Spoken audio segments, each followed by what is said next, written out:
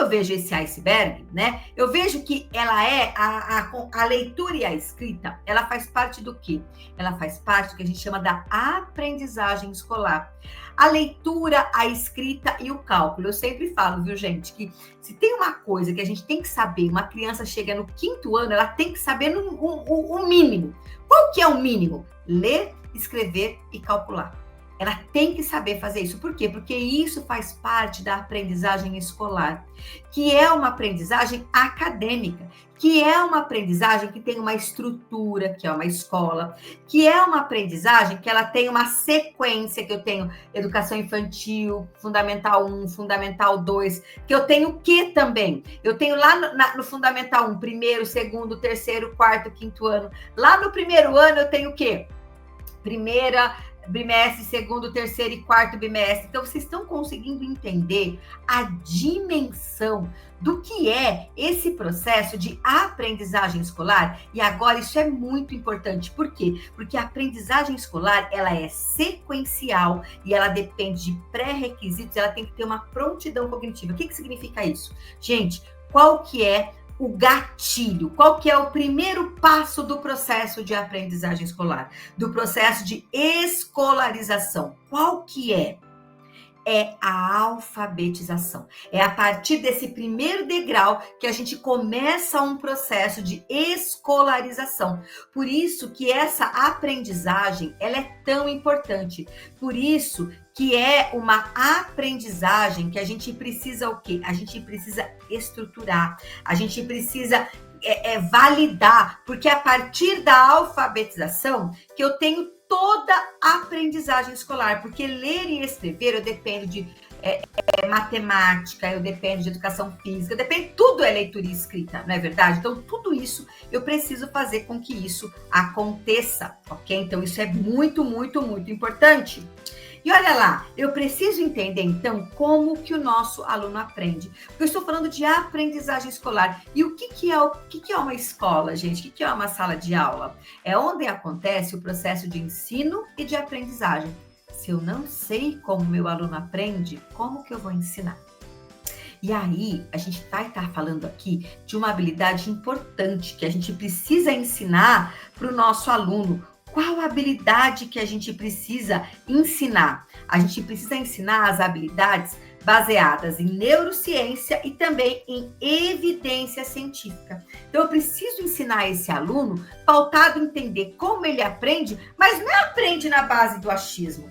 Como ele aprende dentro dos estudos neurocientíficos. E olha isso, gente. Como que eu posso deixar a neurociência fora do meu planejamento? Como eu posso deixar a neurociência e a educação baseada em evidências sem estar colocando no meu plano estruturado de trabalho, sem estar colocando... Gente, olha isso, tá? Então, eu preciso deixar isso muito claro. Então, para que serve essa neurociência? Para que serve a gente estar entendendo tudo isso? Entender como o nosso cérebro aprende, entender a hierarquia de aprendizagem, porque sim, quando a gente está falando na habilidade da alfabetização, eu estou falando em habilidades precursoras desse processo de alfabetização. E a consciência fonológica, ela é uma das habilidades mais importantes. Inclusive, os primeiros estudos em consciência fonológica, eles acabaram chegando no Brasil para crianças que têm dificuldade de aprendizagem, dificuldade de leitura, fluência de leitura. Vocês têm alunos aí com dificuldade em fluência de leitura? Pois é. O que você vai fazer com esses alunos? Qual que é o plano de intervenção que você vai ter para eles? Aqueles alunos que trocam sons, que invertem sons, porque pensem bem, né? Para eu poder entender as palavras, elas, num sistema de escrita alfabético, elas são formadas por sons, por fonemas. E eu preciso ter essa capacidade de parar e perceber esses sons da minha fala, ok? Então, é para isso que a neurociência serve. Então, é muito importante você, professor... eu tenho um aluno que é alfabetizado, mas ele parece que ele lê e escreve, mas ele lê e escreve trocando, ele lê e escreve sem fluência, ele lê socadinho.